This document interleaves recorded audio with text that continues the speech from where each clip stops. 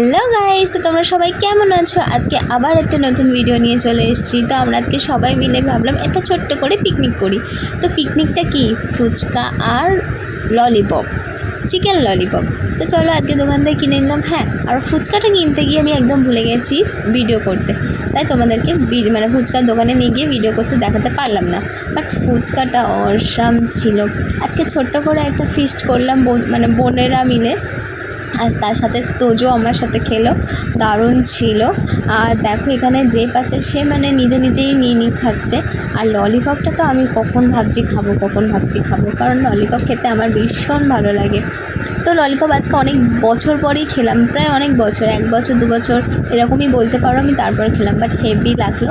তো তোমাদের ভিডিওটা কেমন লেগেছে আর আজকে ছোট্ট আমাদের ফিস্ট কেমন লেগেছে তোমরা অবশ্যই কমেন্ট করে জানিও। আর ভালো লাগলে লাইক, কমেন্ট, শেয়ার, সাবস্ক্রাইব করে দিও। Bye, tata.